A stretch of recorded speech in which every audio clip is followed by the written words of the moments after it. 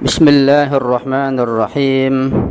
Assalamualaikum warahmatullahi wabarakatuh. Alhamdulillahi rabbil alamin, wal aqibatu li ahli taqwa wal yaqin, wala udwana illa ala zalimin. Ashhadu an la ilaha illallah wahdahu la syarika lah, wa asyhadu anna sayyidana wa nabiyyana Muhammadan abduhu wa rasuluh. Allahumma salli ala Fatimata wa abiha wa ba'liha wa baniha wa sirril mustawda'i fiha bi'adadi ma ahata bihi ilmuk.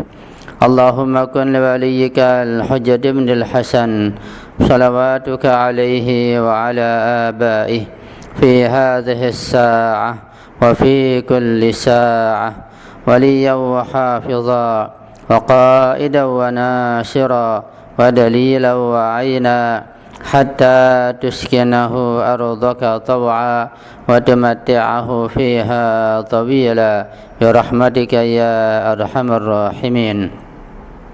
Rabbi shrah li sadri wa yassir li amri wahlul 'uqdatam min lisani yafqahu qawli, amma ba'du. Ma'asyiral muslimin wal muslimat rahimakumullah, khususnya para pecinta kajian ilmu akhlak yang kita adakan tiap malam Rabu, yang selama musim Covid ini saya sampaikan lewat rekaman dan saya sharing di WhatsApp. Alhamdulillah, kita masih melanjutkan kajian kita beberapa pertemuan minggu yang lalu tentang hak-hak sedekah. Pada minggu yang lalu saya sudah menyampaikan tentang hukum-hukum sedekah dari kitab Muntakhabul Ahkam, dan sekarang bagian terakhir kita akan membahas hadis-hadis Rasulullah dan riwayat para ma'sumin alaihi salam yang berkaitan dengan masalah sedekah. Di dalam kitab Mizanul Hikmah terdapat pada bab 233 tentang sedekah.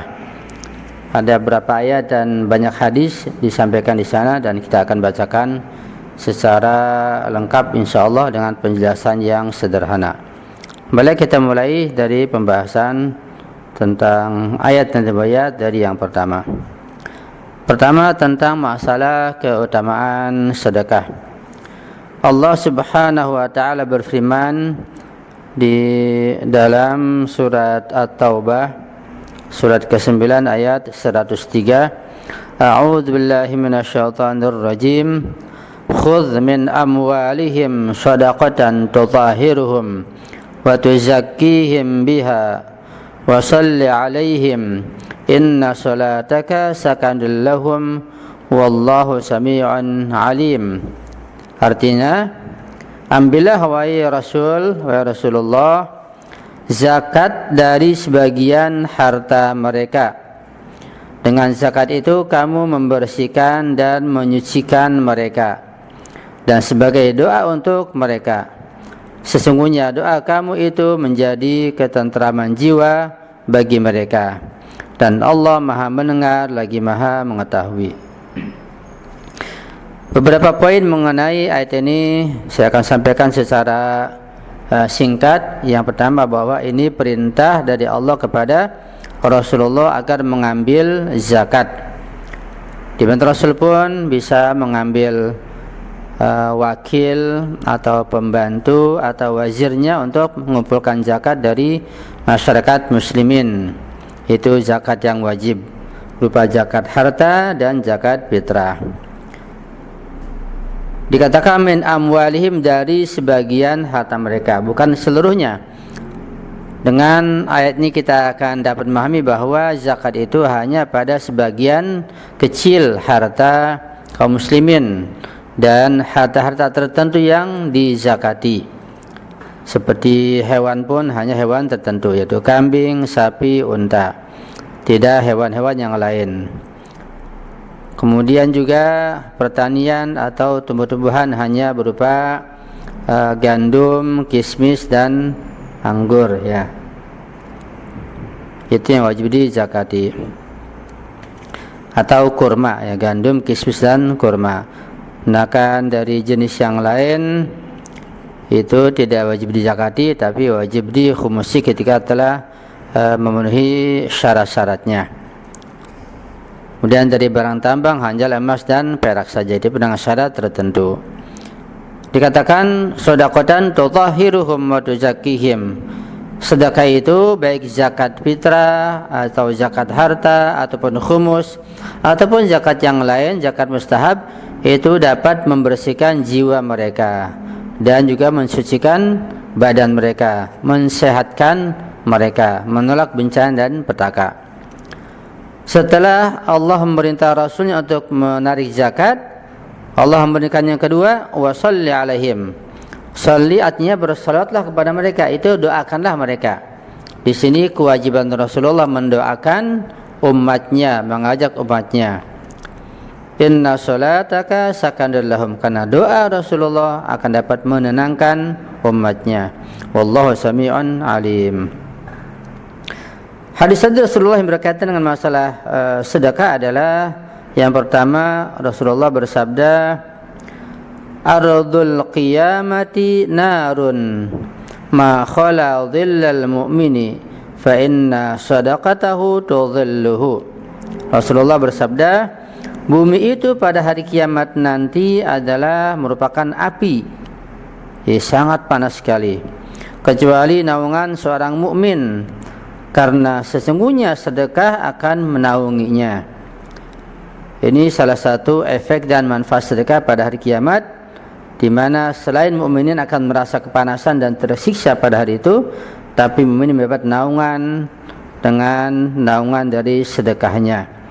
Bahkan bisa jadi sedekah orang-orang yang non mukmin pun, ya, yang non muslim, ketika mereka ikhlas dan ketidakimanan mereka atau ketidakislaman mereka karena kebodohan, karena kelalaian, karena halangan tertentu, akan bermanfaat sedekah mereka. Tapi yang betul-betul membangkang, yang menolak keimanan, menolak keislaman dengan kesadaran, dengan pengetahuan, tentu tidak ada manfaat apapun yang mereka laksanakan berupa amal kebajikan di dunia ini. Jadi sedekah itu di antara manfaatnya akan menjadi naungan bagi setiap mukmin di dunia, bahkan juga di akhirat. Hadis yang lain Rasulullah bersabda, kullu mri'in fi dhilli sadaqatihi hatta yuqda bainan nasi.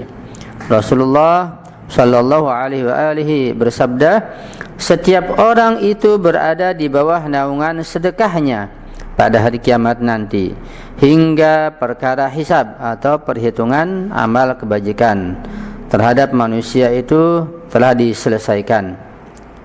Jelas ini hadis menopang dan mengokohkan hadis yang sebelumnya, bahwa sedekah akan dapat menjadi berupa naungan pada hari kiamat nanti, ya, sampai kemudian ada hisab dan perhitungan pada hari itu.